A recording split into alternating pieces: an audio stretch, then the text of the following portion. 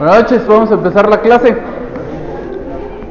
Hoy vamos a cambiar un poco el orden de los temas que estamos tratando, porque revisando el calendario ya no nos queda mucho tiempo en el curso. Su segundo examen parcial es sobre pruebas anticipadas y lo que se conoce como procesos cautelares. Obviamente tenemos que haber visto esos temas para que se puedan examinar, y vamos un poco retrasados con el calendario. Entonces vamos a dejar de lado lo que teníamos, que era la revisión de los memoriales de contestación de la demanda. Los vamos a terminar de ver después, y vamos a abordar este par de temas para que ustedes ya estén, pues cuando llegue su momento en un par de semanas, en condiciones de poder hacer su segundo examen parcial, y luego retomamos ya el resto del juicio ordinario. Entonces vamos a empezar platicando hoy sobre las pruebas anticipadas. Las pruebas anticipadas son ciertas diligencias en virtud de las cuales se diligencia un medio de prueba antes de que exista el proceso. Entonces se abre todo un expediente cuyo único objeto es precisamente ese diligenciamiento del medio de prueba. Y pues ya después, cuando se presente la demanda y existe el proceso propiamente dicho, pues entonces el resultado de aquel medio de prueba que ya se diligenció se tendrá en cuenta dentro de ese proceso. Entonces, como decíamos, abrimos ese expediente con el único objeto de que se diligencie el medio de prueba, y ese memorial en esencia debe cumplir los mismos requisitos de una demanda. Un par de diferencias por ahí en algunos casos específicos, pero en líneas generales habrá que cumplir los mismos requisitos y la misma estructura. Obviamente no se trata de una demanda, es una solicitud inicial, pero en líneas generales lleva la misma estructura. Entonces, con base en este memorial, si el juez le da trámite, de una vez ordena el diligenciamiento de este medio de prueba, y practicado ese diligenciamiento, se agotó toda la actividad de ese expediente y ya no habrá nada más que hacer, más que pedir una certificación y luego presentarla en el proceso propiamente dicho. El código, ¿sí?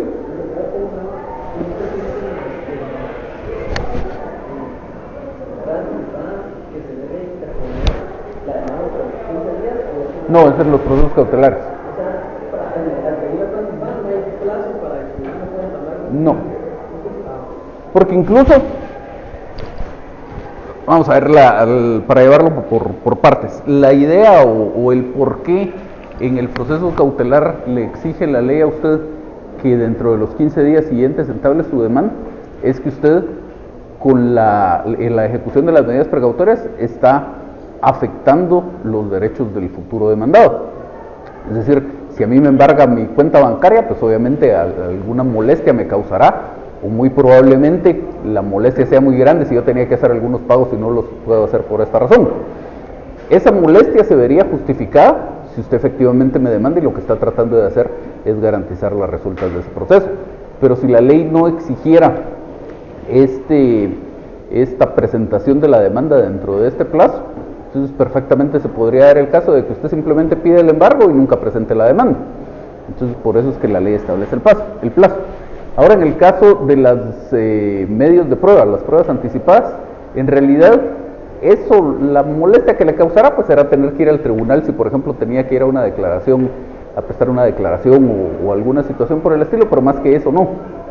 Y además puede ser que diligenciado ese medio de prueba como prueba anticipada, usted llegue a la conclusión de que en realidad no tiene una materia para un proceso futuro y a lo mejor nunca presenta la demanda propiamente dicha.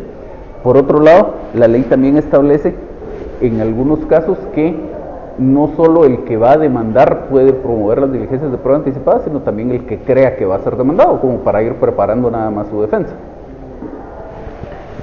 ¿Bien? Entonces la ley establece algunos medios de prueba que específicamente se pueden diligenciar como pruebas anticipadas. Y si ustedes ven, la ley tiene un contenido bastante escaso a este respecto, porque en realidad el desarrollo está cuando la ley trata los medios de prueba propiamente dichos. Ustedes ya tuvieron un curso hace algún par de años de teoría general del proceso que se dedicaba específicamente al tema de la prueba, así que partiríamos del supuesto de que por lo menos el tema de la prueba propiamente dicha ya lo manejan, y lo que vamos a ver aquí es los ajustes que hay que hacer a ese conocimiento que ustedes tienen para aplicarlo a las diligencias de prueba anticipada. Igual que en todo, si hay dudas, me las van planteando. Entonces el código empieza a tratar este tema de las pruebas anticipadas a partir de su artículo 98. Y bajo el acápite de posiciones dice que para preparar el juicio pueden las partes pedirse recíprocamente declaración jurada sobre hechos personales conducentes, lo mismo que reconocimiento de documentos privados. En la primera parte de ese primer párrafo, a lo que la ley está haciendo referencia es a la posibilidad de pedir la declaración de las partes como prueba anticipada. Solo que una de las cosas más importantes que hay que tener en cuenta si se promueven estas diligencias de prueba anticipada es que entonces ya no tendrían ese nombre de declaración de parte o de declaración de las partes. Es decir, yo no puedo promover unas diligencias de prueba anticipada de declaración de parte o diligencias de prueba anticipada de declaración de las partes. Son aceptables cualquiera de los dos nombres que resultan de el contenido de este artículo. En principio, el código tiene un acápite que es posiciones, entonces es válido, y en la práctica algunos acostumbran promoverlo como diligencias de prueba anticipada de posiciones. Y luego, ya en el texto propiamente, dice que las partes pueden pedirse de declaración jurada, y entonces también es aceptable, y otros lo manejan de esta forma, plantearlo como diligencias de prueba anticipada de declaración jurada. Cualquiera de las dos está bien, lo que no está bien es de declaración de parte o de declaración de las partes. Será de declaración de las partes cuando ya estemos en el proceso propiamente dicho. Aquí en principio, en las diligencias de prueba anticipada, como no existe demanda y por lo tanto no existe proceso, en sentido propio tampoco hay partes. Serán partes cuando ya exista el proceso propiamente dicho. Entonces dice que para preparar el juicio las partes pueden pedirse esa declaración jurada sobre hechos personales conducentes, y hasta ahí, como les digo, está tratando el código el equivalente a la declaración de las partes aplicado a las diligencias de prueba anticipada. Y luego dice lo mismo que reconocimiento de documentos privados, y aquí ya está recogiendo otro medio de prueba distinto. Cuando el código trata los documentos, establece que cuando esos documentos son privados, las partes pueden pedirse, o el interesado pues puede pedir que se reconozcan por su contrincante.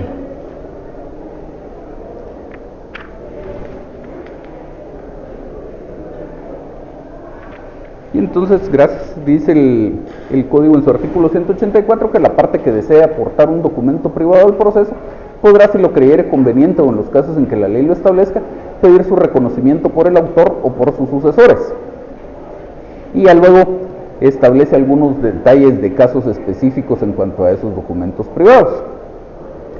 Pero en líneas generales está esa posibilidad de que si el documento es privado, yo puedo pedir que la otra parte lo reconozca, como para elevarlo de categoría y que ya no sea un simple documento privado, sino ahora un documento privado reconocido ante juez competente, que eso especialmente puede tener una utilidad de la que ya vamos a hablar en un momento. Y entonces sigue diciendo que a esta diligencia le serán aplicables, retornando al artículo 98, a esta diligencia le serán aplicables las normas relativas a la declaración de las partes y al reconocimiento de documentos. El articulante deberá indicar en términos generales en su solicitud el asunto sobre que versará la confesión y acompañará el interrogatorio en plica.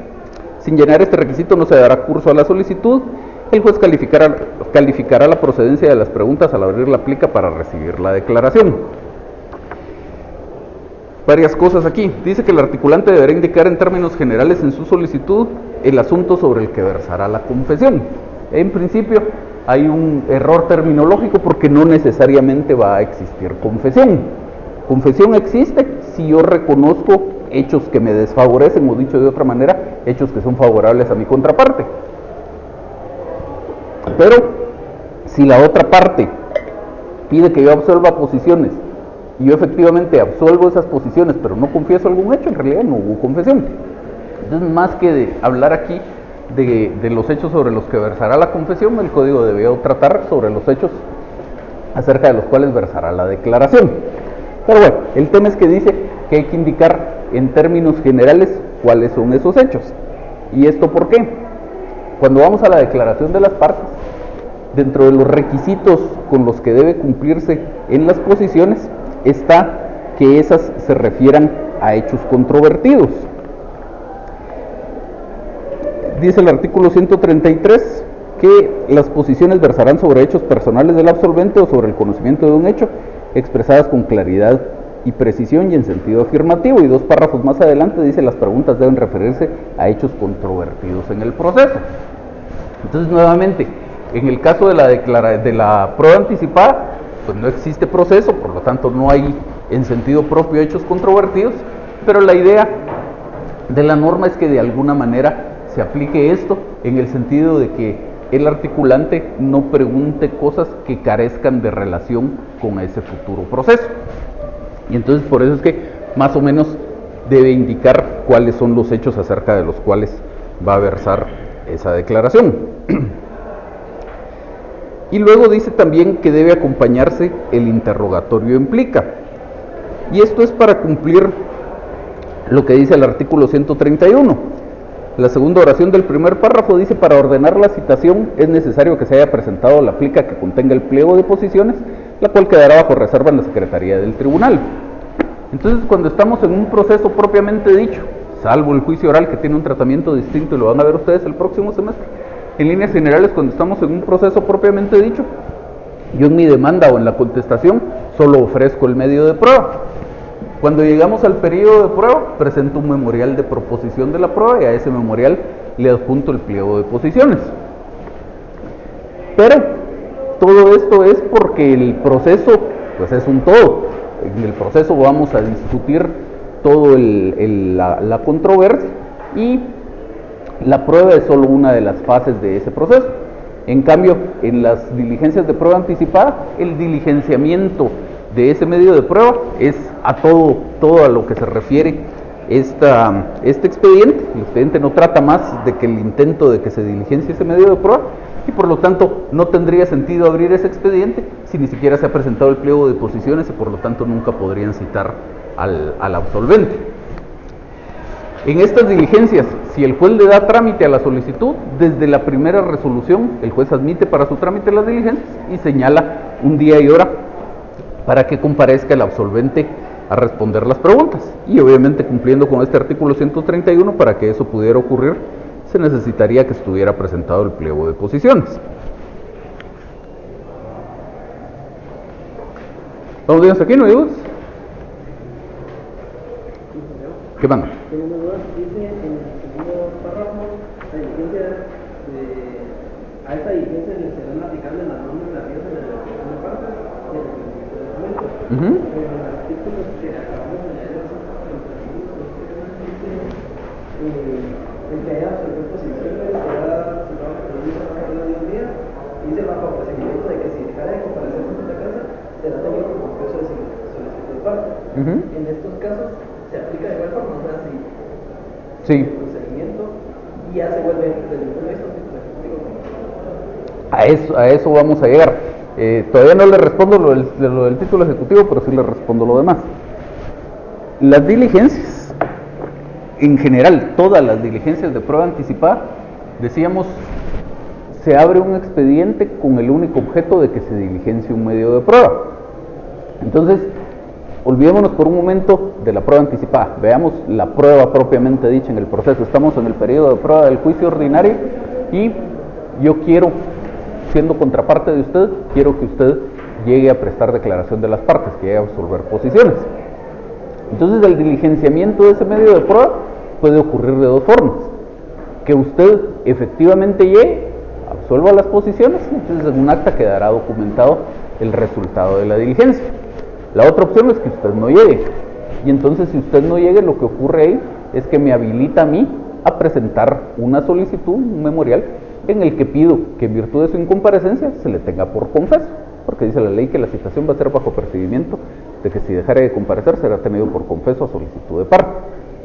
Entonces el juez, ante esa solicitud, dicta un auto en el que deja constancia de que efectivamente se revisó el expediente, que se había señalado esta audiencia, que usted no compareció, deja constancia además que entonces ante mi solicitud abre la plica que contiene el pliego de posiciones, califica ese pliego de posiciones o esas posiciones, expresa el resultado de esa calificación. Por ejemplo, se descalifican las preguntas números 3, 4 y 5 o todas se califican o todas se descalifican, lo que sea que el juez quiera sea el resultado del análisis que hizo el juez, y entonces ya luego lo declara confeso a usted en las preguntas que se hayan pasado el examen. Y entonces todo eso es el contenido de ese auto. Y hasta entonces, si usted no compareció a la diligencia, el auto de declaratoria de confeso será como se consumará el diligenciamiento del medio de prueba. Transportemos eso a la prueba anticipada. En la prueba anticipada decíamos, cuando yo presento mi solicitud inicial, que decíamos más o menos va a tener la estructura de una demanda, se abre un expediente como que si esto fuera una demanda y el expediente va a tener por único objeto el diligenciamiento del medio de prueba. Si el juez le da trámite a mi solicitud, en la misma primera resolución va a señalar un día y hora para que usted comparezca. Si usted efectivamente comparece, pues igual que en la declaración de las partes, esto queda documentado en un acta y se acabó. Pido yo una certificación y eso fue todo. Ya no hay más, ya no hay alguna otra actuación que se lleve a cabo dentro de las diligencias de prueba anticipada. La otra opción es que usted no llegue, pero si usted no llega, el medio de prueba en realidad todavía no se ha diligenciado, o por lo menos no se ha terminado de diligenciar. Hace falta lo mismo que dijimos para el proceso propiamente dicho, es decir, tengo que presentar yo mi solicitud en el sentido de que le declare a usted confeso, y el juez tiene que dictar un auto declarándolo confeso. Y entonces se habrá agotado el diligenciamiento, ya pido yo mi certificación y se acabó.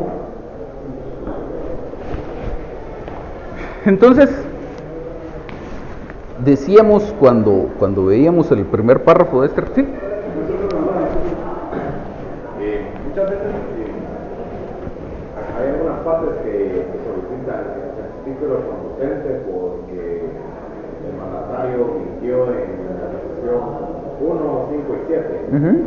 Pero yo entendía que existe el criterio que no se puede certificar los conducentes porque la prueba se valora hasta la sentencia.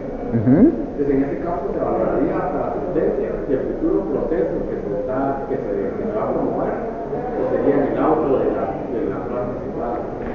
Normalmente el juez, y creo yo que con razón hasta cierto punto, normalmente el juez omite hacer esas certificaciones de lo conducente en casos como este que usted plantea. Sí se ve, por ejemplo, con alguna frecuencia, sí, digamos, el artículo 186 del Código, que es algo totalmente distinto a lo que usted me está planteando. El artículo 186 del Código trata sobre la autenticidad de los documentos y dice que los documentos autorizados por notario o por funcionario o empleado público en ejercicio de su cargo producen fallas en plena prueba, salvo el derecho de las partes de redarguirlos de nulidad o falsedad. Entonces, si es nulidad, normalmente no será tanto el problema porque es un problema, pues, propiamente civil en la mayoría de casos. Pues hubo algún requisito del documento con el que no se cumplió o alguna cosa por el estilo.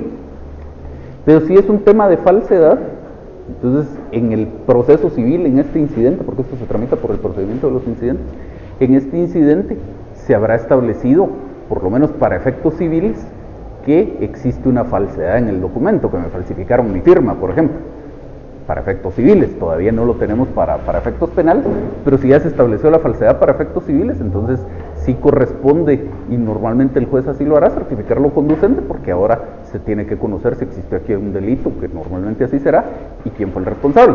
Entonces, en un caso como este de la falsedad del documento, si usted pide la certificación de lo conducente, lo normal sería que el juez se la otorgue.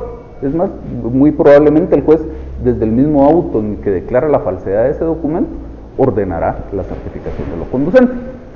Ahora, en el caso que usted planteaba, yo comparezco a prestar declaración de las partes a solicitud de usted y usted considera que yo falté a la verdad al dar algunas respuestas. Entonces, como usted bien dice, en principio el juez no hay, aunque mentalmente pues más o menos llevará sus cuentas de cómo considera que se ha estado desenvolviendo el proceso y cuál ha sido el resultado de los medios de prueba, pero el juez todavía no ha hecho formalmente un balance para establecer si puede considerar que lo que yo dije es cierto o no, por un lado. Por el otro lado, a diferencia del otro ejemplo que pusimos de la impugnación de falsedad del documento, el proceso no versa sobre la veracidad o la falsedad de mis respuestas que yo dé al absolver las posiciones. Entonces, lo normal, habrán excepciones, pero lo normal es que si usted le presenta al juez en el momento que sea, digamos, al salir de la audiencia, usted presenta un memorial diciéndole: señor juez, aquí este señor mintió, le pido que le certifique lo conducente a un juzgado del ramo penal, o lo presenta ya con la sentencia firme, ya cuando el juez tuvo la oportunidad de revisar y valorar todos los medios de prueba, lo normal será que el juez le deniegue esa solicitud. Y en la práctica usted lo que hará será pedir una certificación común y corriente, y con base en esa certificación va y presenta su denuncia o su querella, como lo quiera hacer. Entonces decíamos que este primer párrafo del artículo 98 dice que las partes pueden pedirse recíprocamente declaración jurada sobre hechos personales conducentes, lo mismo que reconocimiento de documentos privados. Y les decía yo cuando leíamos este párrafo que pues más o menos la idea de ese reconocimiento de documentos privados es elevar de categoría el documento, que en líneas generales la regla general es que no es necesario y que en realidad no tiene una utilidad práctica. Si estamos en el proceso propiamente dicho, decíamos que el artículo 184 del código me da igual dentro del proceso propiamente dicho la potestad de pedir ese reconocimiento. Dice: la parte que desea aportar un documento privado al proceso podrá, si lo creyere conveniente o en los casos en que la ley lo establezca, pedir su reconocimiento por el autor o por sus sucesores. Pero si vamos un poco más adelante, el artículo 186 dice, en el primer párrafo, esto que hablábamos, que se refiere a los documentos autorizados por notario o por funcionario o empleado público en ejercicio de su cargo, es decir, los documentos que no son privados. Esos producen fe y hacen plena prueba. Pero luego el segundo párrafo sí ya se refiere a los documentos privados. Dice: los demás documentos a que se refieren los artículos 177 y 178, así como los documentos privados que estén debidamente firmados por las partes, se tienen por auténticos salvo prueba en contrario. Y entonces tenemos ahí una presunción de autenticidad de los documentos. Para que el juez le dé valor probatorio a ese documento privado que yo aporté, no es necesario el reconocimiento de la otra parte. Con que esté firmado, el juez lo tendrá por auténtico, y ya será la otra parte la que, si considera que ese documento no es auténtico, pues la que hará lo que estime pertinente, si lo quiere impugnar o si quiere rendir prueba en contrario o lo que fuera. Entonces, en líneas generales, nunca es necesario que en un documento presentado como prueba propiamente dentro de un proceso, yo pida su reconocimiento por la contraparte. Y normalmente en el proceso no ven ustedes que se solicite esa diligencia. Por ahí habrá alguien que considera que lo considera oportuno y lo pide, pero no es lo normal. Ahora, sí, ya respondiendo a lo que planteaba aquí su compañero, ¿en qué casos tiene esto utilidad?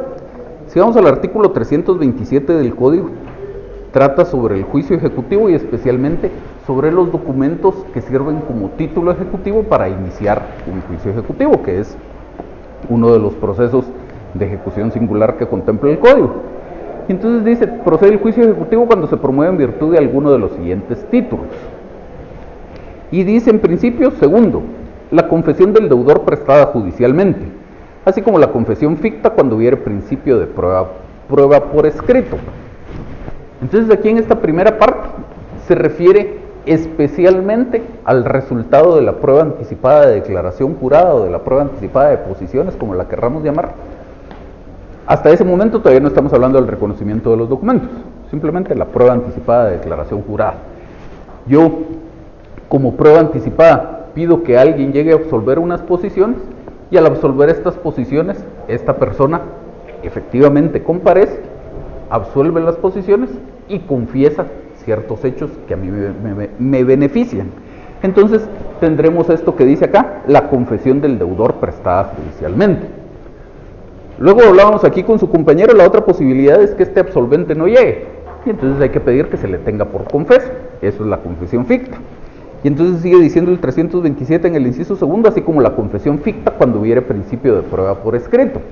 Es decir, esta persona no llegó a la diligencia, yo pedí que se le tuviera por confeso, el juez lo tuvo por confeso, y además hay por ahí, aunque sea algún medio documentito, que de algo refuerza, eso es a lo que habla del principio de prueba por escrito, aunque sea un pedazo de servilleta, escribimos algo, no es un documento en todo el sentido de la palabra, y sobre todo no es un documento que pudiera probar por sí solo el hecho, pero de alguna forma ese documento da alguna idea sobre los hechos que nos interesan, y eso se ve reforzado con esa confesión ficta. Entonces puedo iniciar un juicio ejecutivo, y ese es el gran atractivo que podría tener esta prueba anticipada de declaración jurada. En cuanto a la prueba propiamente dicha, si me voy a esperar o si voy a suponer que va a existir un proceso propiamente dicho, un proceso, un juicio ordinario, un juicio sumario, el que ustedes quieran, pues no es tan necesario ni tiene mucha utilidad, porque en el periodo de prueba pediré la declaración de las partes común y corriente y se acabó. Entonces la utilidad podría ser eso: constituir un título ejecutivo para iniciar un juicio ejecutivo, de tal manera que me ahorraré el proceso de conocimiento, obviamente si obtengo un resultado favorable en esas diligencias. Y luego el inciso tercero del mismo 327, documentos privados suscritos por el obligado o por su representante, documentos privados suscritos. Entonces eso ya nos lleva de regreso al 98, reconocimiento de documentos privados. Entonces dice documentos privados suscritos por el obligado o por su representante y reconocidos o que se tengan por reconocidos ante juez competente. Lo de reconocidos, nuevamente, comparece la persona en contra de quien yo promoví las diligencias de prueba anticipada y dice, sí, efectivamente ese documento yo lo firmé y lo reconozco. O que se tengan por reconocidos. El juez lo cita, no comparece. Y lo mismo que pasaba con las posiciones, hay que presentar un memorial donde se pide que se tenga por consumada la ratificación y el juez dicta un auto teniéndola por consumada. De acuerdo con lo dispuesto en los artículos 98 y 184, y los documentos privados con legalización notarial, que estos últimos ya no nos interesan.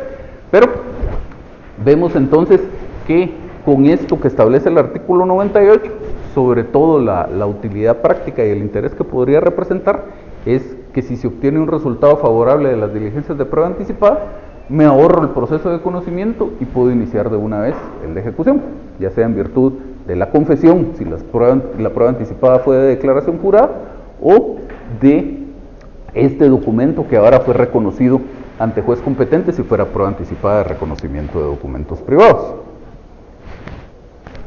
¿Estamos claros con esto? Lo hacen más rápido. Por lo menos en teoría. Y digo por lo menos en teoría porque en la práctica tampoco tiene usted asegurado que si inicia diligencias de declaración jurada o de reconocimiento de documentos privados, la otra parte vaya o la otra persona vaya a reconocer el documento o vaya a confesar los hechos. Entonces igual pudiera ser que tenga que acudir al proceso de conocimiento y que además se haya tardado un poco más en iniciarlo porque se tardó un mes o lo que fuera en tramitar las diligencias de prueba anticipada. Pero si obtuviera el resultado favorable, pues sí podría ahorrarse algún buen tiempo en cuanto a la tramitación del proceso de conocimiento. Luego tenemos las siguientes diligencias, que son las de exhibición de documentos en el artículo 99. Cuando se pide la exhibición de documentos, debería indicarse en términos generales el contenido del documento y probar que éste se encuentra en poder del requerido. Si el obligado a exhibir el documento no lo presentara en el término fijado para el efecto, o no indicar el lugar en que se encuentra, se tendrá por probado en su contra el contenido que el solicitante de la medida le atribuya en su solicitud. Y entonces, así como en el artículo anterior teníamos la aplicación como prueba anticipada de la prueba de declaración de las partes y de la prueba de exhibición de documentos, aquí, en este artículo 99, tenemos el equivalente en prueba anticipada de la prueba de documentos en poder del adversario. La norma esta del artículo 99 nunca lo dice expresamente, solo dice la exhibición de documentos, no dice por parte de quién.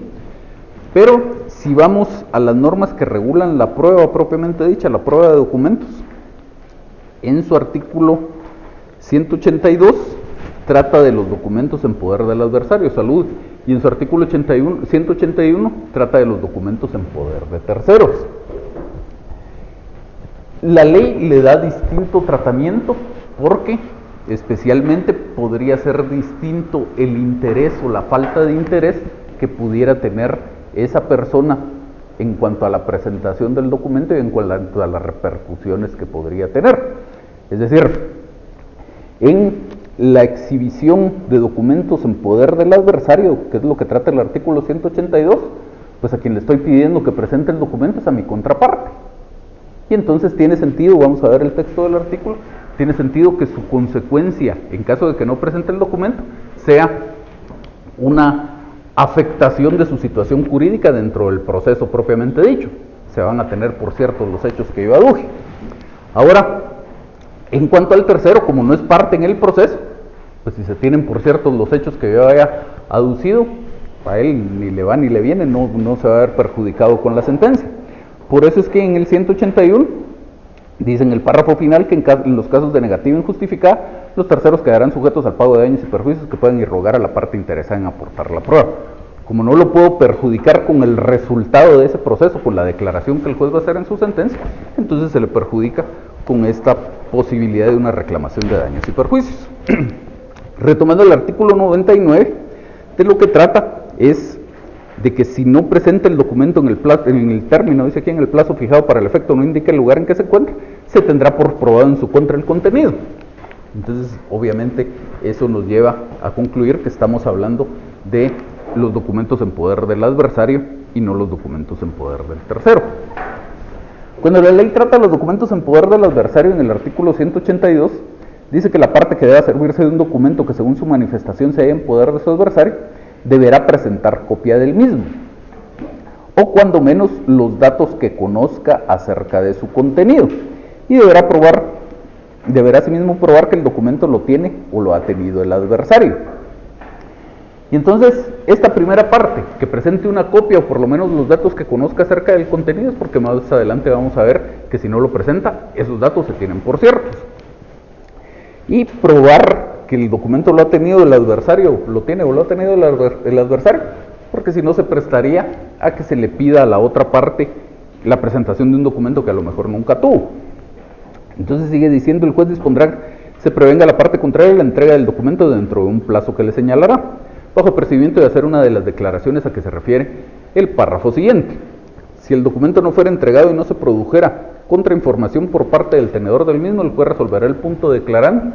Y si ustedes ven estos dos incisos, en palabras distintas dicen exactamente lo mismo.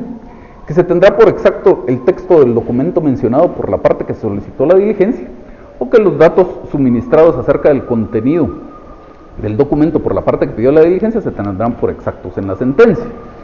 Entonces, en pocas palabras, aquí la idea de que la ley me diga en principio que yo tengo que proporcionar los datos que conozca acerca del contenido del documento es porque en caso de que la otra parte no lo presente, esos datos se van a tener por ciertos. El último párrafo que no nos interesa tanto por el momento, y entonces regresamos al 99. Cuando se pida esa exhibición, deberá indicarse en términos generales el contenido del documento, lo mismo que pasaba con el 182, probar que se encuentra en poder del requerido, también lo mismo que el 182, y si no se presenta, o no indica el lugar en que se encuentra, se tendrá por probado en su contra el contenido que se le atribuye. En esencia, es lo mismo. Importante en cuanto a esta exhibición de documentos, tener en cuenta el artículo 102, que dice trámite de las exhibiciones. La solicitud para exhibición de documentos, bienes muebles o semovientes se tramitará por el procedimiento de los incidentes. La regla general con las diligencias de prueba anticipada es que desde la primera resolución el juez ordena aquello que es necesario para el diligenciamiento del medio de prueba. Así decíamos, si la diligencia es de prueba anticipada de declaración jurada, desde la primera resolución el juez señala día y hora para que la otra parte comparezca a absolver las posiciones. Si fuera de reconocimiento de documentos privados, también desde la primera resolución el juez señala día y hora para que comparezca a reconocer ese documento. Aquí en este caso de exhibición de documentos y lo mismo en la exhibición de bienes muebles o en la exhibición de semovientes, la situación funciona de forma distinta, porque ahí las diligencias de prueba anticipada se tramitan por el procedimiento de los incidentes. Entonces se va a llevar a cabo todo un incidente solo para que el juez en su auto diga en principio si proceden o no las diligencias, y si proceden las diligencias, en este caso que es de exhibición de documentos, le fije a la otra persona un plazo para la presentación del documento. Entonces, como aquí sería, esta solicitud inicial sería un memorial a través del cual se está promoviendo un incidente, ahí sí voy a tener peticiones de trámite y peticiones de fondo. En todas las otras diligencias de prueba anticipada, como en la de declaración jurada o en la de reconocimiento de documentos privados, no hago esa separación porque en realidad solo tengo peticiones de trámite. El juez nunca dicta una resolución de fondo, nunca dicta un auto declarando con lugar o sin lugar las diligencias, mucho menos una sentencia resolviendo la controversia, simplemente se diligencia el medio de prueba y se acabó. En este caso, sí vamos a tener ese incidente, solo para que el juez diga si proceden o no las diligencias y si le fija o no un plazo a esta persona para presentar o exhibir el documento. ¿Dudas? ¿Sí? Entonces, solamente se tramitan estas diligencias por el procedimiento de los incidentes y en las demás solo... Son tres casos: exhibición de documentos, exhibición de bienes muebles y exhibición de semovientes, nada más. En todos los demás, desde la primera resolución, ya el juez empieza a ordenar lo que es necesario para la exhibición, el diligenciamiento del medio de prueba.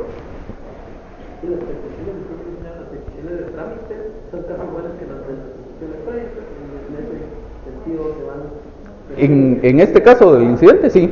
Porque se tenga, por el que se permita por el trámite y por el procedimiento de eficiencia. Así es. Y ojo que la ley trata establece como mecanismo para la tramitación de las diligencias de prueba anticipada este procedimiento de los incidentes solo para esos tres casos: exhibición de documentos, exhibición de bienes muebles y exhibición de semovientes. Especialmente se los digo porque a veces da un poco de lugar a confusión en la práctica lo que luego establece la misma ley en su artículo 100, exhibición de libros de contabilidad y de comercio. Los libros de contabilidad, pues obviamente son documentos, pero la ley les da un tratamiento distinto. Tiene un artículo para la exhibición de documentos y un artículo distinto para la exhibición de los libros de contabilidad y de comercio. De tal manera que la exhibición de libros de contabilidad y de comercio no se tramita por el procedimiento de los incidentes. Solo la exhibición de documentos, la exhibición de bienes muebles y la exhibición de semovientes. Dicho de otra forma, solo lo que está contenido en el artículo 99 y en el artículo 101. Entonces, en cuanto a esta exhibición de los libros de contabilidad y de comercio, dice el artículo 100 que la persona que necesite preparar una acción o rendir una prueba podrá pedir la exhibición de libros de contabilidad y de comercio para hacer constar los extremos conducentes que le interesen. El juez podrá disponer que el examen de los libros se practique en el tribunal o en el domicilio u oficina del dueño de los mismos, por contador o auditor público que rendirá su dictamen al tribunal. El juez podrá disponer la exhibición o examen de libros de contabilidad y de comercio para mejor proveer. A esta diligencia le es aplicable lo dispuesto en el último párrafo del artículo anterior. Y vamos a ir viendo por partes el contenido de este artículo 100. Solo veamos antes el artículo 189, que este está contenido dentro de la prueba de documentos y trata de esa exhibición de libros de contabilidad y de comercio cuando se pide dentro del proceso propiamente dicho. Si ustedes ven, la regla general es que el código desarrolla cómo debe diligenciarse el medio de prueba en esta parte de la ley, donde trata precisamente el tema de la prueba. Y luego, si vamos a las diligencias de prueba anticipada, pues ahí solo establece algunas particularidades por el hecho de estarse diligenciando el tema antes de que exista el proceso. En este caso funciona al revés, porque aunque tenemos un artículo por aquí que trata sobre la exhibición de los libros de contabilidad y de comercio, este 189, dentro de los medios de prueba, el artículo en realidad no dice mucho sobre el diligenciamiento. Establece más cuestiones sobre el resultado o el valor probatorio que pudieran tener estos libros. Dice, los libros de contabilidad y de comercio hacen prueba contra su autor. Si el proceso fuera entre comerciantes, harán fe en juicio los libros que estén llevados de conformidad con la ley. Ese párrafo está de más, porque aunque el proceso no sea entre comerciantes, también harán fe en juicio solo los libros que estén llevados de conformidad con la ley. Si el proceso es entre un comerciante y un no comerciante, también harán fe en juicio solo los libros si están llevados de conformidad con la ley. Si hubiera divergencia entre los libros de los litigantes, el juez los apreciará de acuerdo con la restante prueba que se produzca. Los libros llevados de conformidad con la ley hacen prueba contra el litigante no comerciante, pero la admiten en contrario. Pedida esta prueba, se seguirá el procedimiento establecido en el artículo 100. Entonces es lo que les digo, en esta parte, en este artículo 189, la ley no establece el procedimiento o cómo se diligencia el medio de prueba, sino nos remite al artículo 100 que trata de la prueba anticipada. Entonces vamos viendo otra vez el 100, pero ahora por partes. Dice, la persona que necesite preparar una acción o rendir una prueba podrá pedir la exhibición de libros de contabilidad y de comercio para hacer constar los extremos conducentes que le interesen. Ese primer párrafo no da mucho por dónde perderse, pero luego ya vienen cosas interesantes en el siguiente. El juez podrá disponer que el examen de los libros se practique en el tribunal o en el domicilio u oficina del dueño de los mismos. Entonces, eso ya nos indica una primera cuestión que yo tengo que tener en cuenta cuando formulo mi solicitud de exhibición de los libros de contabilidad y de comercio. ¿En dónde debería llevarse a cabo la diligencia? Obviamente, la ley lo establece como una atribución del juez, el determinar si va a ser en el tribunal o en la oficina del dueño de los libros. Pero yo que estoy pidiendo la prueba y que más o menos puedo tener alguna idea, especialmente de el volumen físico en libros que pudieran representar estos cuya exhibición yo pretendo, y además de la cantidad de tiempo que podría ser necesaria para su examen, deberé pues estimar si es algo más o menos sencillo, como que van a llevar un librito así chiquito y en 5 minutos lo vamos a ver ante el juez como para pedir que sea en el tribunal, o si estoy pidiendo la exhibición de libros de contabilidad de una sociedad dueña de estas cadenas de supermercados y que sus libros de contabilidad son, pues me van a llenar un cuarto ahí con los libros de contabilidad, si pido que los lleven al tribunal. Entonces, dependiendo de eso, ya yo mismo en mi solicitud pido si quiero que se exhiban en el propio tribunal o en la oficina del dueño de los libros. Luego sigue diciendo ese mismo párrafo, por contador o auditor público que rendirá su dictamen al tribunal. Y si vemos la redacción, eso sigue siendo como potestativo del juez. El juez podrá disponer. En la práctica, esto es casi obligatorio. Si yo pido la exhibición de libros de contabilidad y de comercio, siempre debería pedir que esa exhibición se practique por contador o auditor público, a no ser que fuera lo que quiero que se determine con esa exhibición fuera algo muy sencillo. Por ejemplo, quiero determinar si los libros están autorizados o cuándo se autorizaron, que eso cualquiera lo puede revisar. Pero si ya quiero que me revisen partidas contables o ese tipo de cuestiones, lo normal será que el juez no sea ni perito contador ni auditor público. Y aunque lo fuera, no es su trabajo ponerse a hacer el examen de los libros.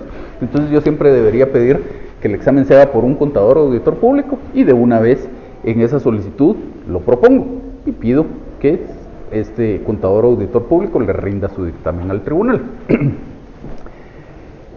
Luego ya la posibilidad de que esto sea en auto para mejor fallar. Y finalmente dice, a esta diligencia le es aplicable lo dispuesto en el último párrafo del artículo anterior. Solo el último párrafo. Y el último párrafo del artículo anterior que dice que si el obligado a exhibir el documento, que obviamente habría que extrapolarlo a lo que estamos tratando aquí, sería si el obligado a exhibir estos libros de contabilidad no los presenta o no indica el lugar en que se encuentran, se tendrá por probado en su contra el contenido que el solicitante de la medida le atribuye en su solicitud. ¿Y eso qué quiere decir? Que igual que en la exhibición de libros, que en la exhibición de documentos, yo le tengo que atribuir algún contenido a esta exhibición de libros de contabilidad y de comercio, o a los libros de contabilidad y de comercio. Es decir, yo tengo que decir, por ejemplo, que si no los presenta, se tenga por probado en su contra que en su contabilidad está asentado dentro de sus cuentas por pagar que me debe la cantidad de 1.000.000 de quetzales. Entonces, si quiero probar la existencia de esa deuda, por ejemplo. Entonces, si exhibe los libros de contabilidad, pues ya le tocará a este contador o auditor que yo propuse revisar esos libros de contabilidad y ver si efectivamente existe esta partida contable o no. Pero si no los exhibe, entonces se tendrá este hecho por probado. ¿Dudas? A ver. Esa diligencia puede ser que se pida la exhibición de contabilidad, de libros de contabilidad y comercio de un tercero o solamente en contra de los libros de contabilidad y comercio de una otra persona o de la que va a ser otra persona. Pues la ley en general no lo establece específicamente. La lógica diría que debería ser solo de la contraparte, porque no, por lo menos no se me ocurre a mí algún caso en el cual, si existe una controversia entre usted y yo, lo que nos fuera a servir fuera a cualquiera de los dos, fuera lo que digan los libros de contabilidad de alguien más. Entonces, la idea es ver si en libros de contabilidad consta que yo le debo, si en los libros de contabilidad dice que usted tiene una cuenta por cobrar a cargo mío, ese tipo de cuestiones, pero más que eso, ¿no? Entonces, en el memorial de lo que se solicita la prueba, no hay que poner así, por ejemplo, un apartado de antecedentes, algo así donde explique qué es lo que, o sea, de qué piensa que va a hacer la demanda o qué relación tengo yo con la persona a la que se la estoy pidiendo. Sí, en su apartado de hechos, en realidad la ley lo exige, como vemos en la declaración jurada, en la prueba anticipada de declaración jurada. Dice en el artículo 98, el último párrafo, el articulante deberá indicar en términos generales en su solicitud el asunto sobre que versará. Lo dice solo ahí, pero en realidad eso es aplicable a cualquier diligencia de prueba anticipada. Más o menos tiene que haber una idea de dónde sale la controversia o la supuesta controversia y la necesidad del medio de prueba.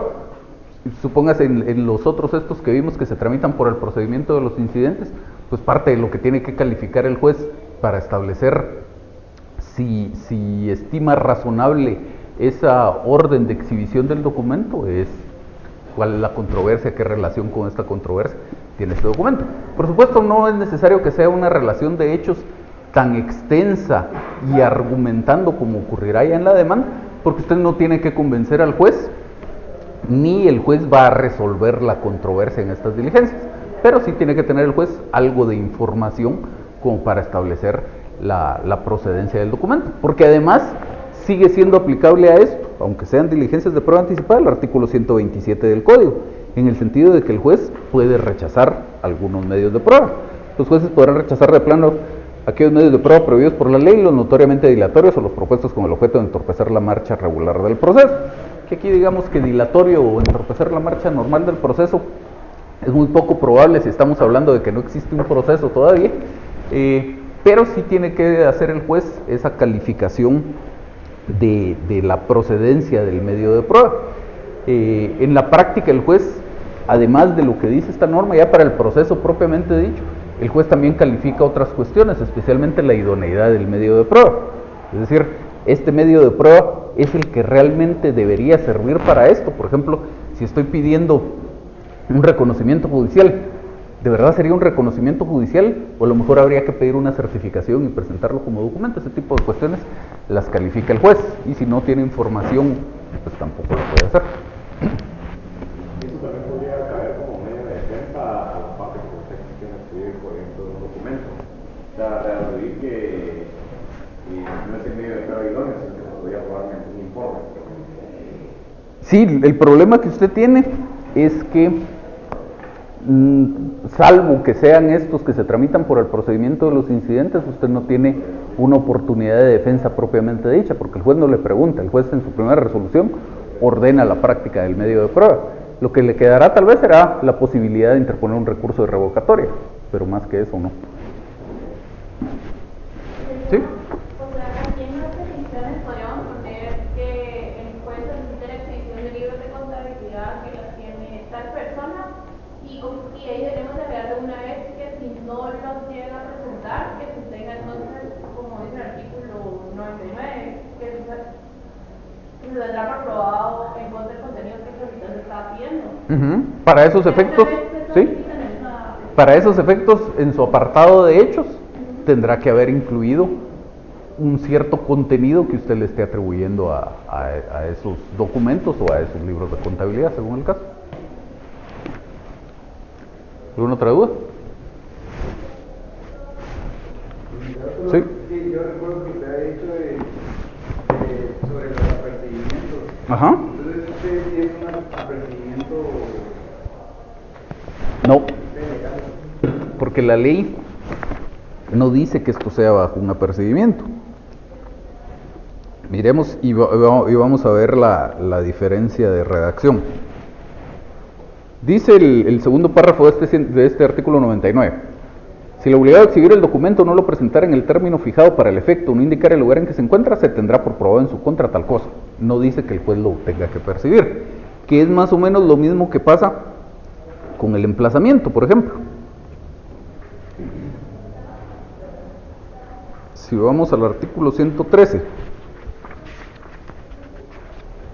Si transcurrido el término del emplazamiento el demandado no comparece, se tendrá por contestada la demanda en sentido negativo y se le seguirá el juicio en rebeldía a solicitud de parte. Tampoco dice que el juez lo tenga que percibir. Ahora veamos algunos artículos más adelante en la declaración de las partes. Cuando se trata de la citación que se le hace al absolvente para que llegue a absolver las posiciones. Dice 131. El que haya de absolver posiciones será citado personalmente a más tardar 2 días antes del señalado para la diligencia. Bajo apercibimiento de que si dejara de comparecer sin justa causa, será tenido por confeso o solicitud de parte. Entonces ahí sí la ley ordena un apercibimiento, por lo tanto cuando yo formulo mi petición, le pido al juez que lo cite bajo apercibimiento de tal cosa, y el juez en su resolución lo cita bajo apercibimiento de tal cosa. Entonces a lo que tengo que acudir es al texto de la norma. Si la norma ordena que sea un apercibimiento, yo pido el apercibimiento. Si la norma no lo ordena, no, pero sin hacer referencia al apercibimiento propiamente dicho, sí puedo hacer referencia a esa consecuencia de la inactividad de la otra parte. Entonces, en el caso del emplazamiento, no es necesario, pero si usted le quiere incluir a su demanda una petición en el sentido de que si el demandado no comparece a contestar la demanda dentro de los 9 días, se le sigue el proceso en su rebeldía, solicitud de parte, lo puede hacer, siempre y cuando no lo pida como un apercibimiento. O aquí lo que planteaba su compañera, si en la exhibición de libros de contabilidad yo quiero anunciarle al juez como una petición que en caso de que esta persona no exhiba esos libros de contabilidad se tenga por probado en su contra ese contenido, lo puedo hacer, siempre y cuando no lo pida como un apercibimiento.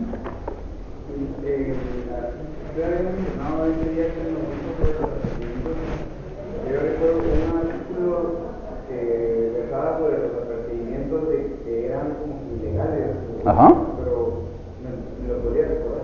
Sí, es en la ley de los organismos judiciales, cuando la ley de los organismos judiciales trata los apremios. Dice...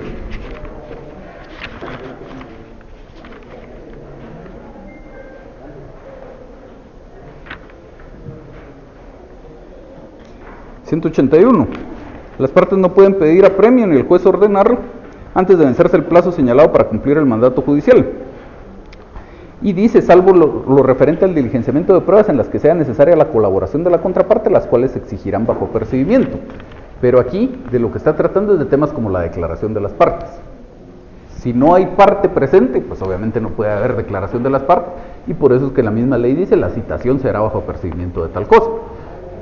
En la exhibición de libros de contabilidad, pues obviamente necesitaríamos esa colaboración para que me enseñe los libros, pero si no los muestra, lo que establece la ley es una consecuencia, se va a tener por probado en su contra un cierto contenido.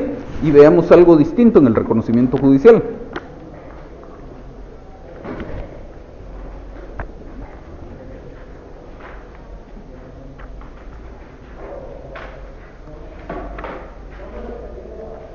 en el reconocimiento judicial dice el artículo 175, si para la realización del reconocimiento judicial fuere menester la colaboración material de una de las partes y ésta se negare a suministrarla, el juez la percibirá para que la preste.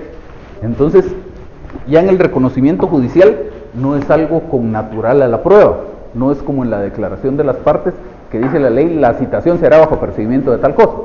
Aquí empieza con un sí condicional, si fuera necesario, entonces eso. Y dice, si para la realización del reconocimiento judicial fuera menester la colaboración material de una de las partes y ésta se negare a suministrarla. ¿Eso qué quiere decir? En el reconocimiento judicial, el juez señala a secas un día y hora para la celebración del reconocimiento judicial. Si no se puede celebrar porque la parte que debía prestar su colaboración no la prestó, entonces se va a señalar una nueva diligencia, ahora bajo apercibimiento. Entonces dice, si se niega a suministrar, el juez la percibirá para que la preste. Si a pesar de ello continuara su resistencia, el juez dispensará la práctica de la diligencia, pudiendo interpretar la negativa a colaborar en la prueba como una confirmación de la exactitud de las afirmaciones de la parte contraria. Pero ya no es algo inmediato, digamos, es algo eventual dependiendo de qué es lo que ha ido pasando. Y para completar lo que me preguntaba usted de la ley del organismo judicial, luego el 183 dice, en caso de haberse pedido y ordenado ilegalmente el apremio, quedarán obligados solidariamente el juez y la parte que lo pidió a la reparación de los daños y perjuicios causados por el apremio. El apremio que imponga el tribunal indebidamente o sin que conste el haberse desobedecido su resolución se considerará como abuso de autoridad, es delito. Entonces, lo que pasa es que normalmente en la práctica nadie le pone mucha atención al tema y es realmente muy poco probable que el apremio ilegal le cause a usted daños y perjuicios como para poder hacer esa reclamación que dice el primer párrafo, pero la consecuencia ya está establecida en la ley y hay que tratar de no incurrir en ese supuesto de hecho de la ley. En la contestación se podría argumentar por eso y no me podrían perseguir por eso porque es ilegal. No es muy probable que obtenga algún resultado favorable. Y más probablemente se va a molestar al juez, porque al final de cuentas lo que está haciendo es señalándolo de haber cometido un delito de abuso de autoridad. Y si no es algo relevante, pues habrán casos extremos en que a lo mejor el juez comete algún delito, como en el caso del prevaricato. Si a usted le interesa llevar el caso, pues podrá iniciar el proceso penal por esa razón, pero un caso como esto no vale la pena. ¿Alguna otra duda de lo que tenemos hasta el momento? Que las pruebas anticipadas se pedían antes de la demanda, el que fuera a ser demandado como el que quiera demandar, pero que también se tomaba como prueba anticipada cuando se pedían antes de, ya se había demandado, pero se pedían antes de la apertura de prueba. Fíjese que yo creería que no le vería mucho sentido a ya existiendo un proceso que usted inicie por separado unas diligencias con el objeto de que se practique algún medio de prueba, especialmente porque hay algunos de ellos que se pueden practicar en cualquier estado del proceso, específicamente la declaración de las partes del reconocimiento judicial, dice la ley que se pueden diligenciar en cualquier estado del proceso. En cuanto a los demás, yo tal vez pues, nunca he estado en un caso, pero digamos que usted necesitaba la declaración de un testigo y de repente el testigo se enferma o decide que se va a ir a vivir fuera del país y etcétera, pues como le digo, nunca he estado en el supuesto, tal vez habría que pensarlo un poco más despacito, pero así en principio me luce más que en vez de iniciar unas diligencias de prueba anticipada, se le podría presentar un escrito al juez dentro del proceso, justificándole la urgencia y la necesidad de que ese medio de prueba se diligencie antes de que estemos en el periodo de prueba. ¿Algo más?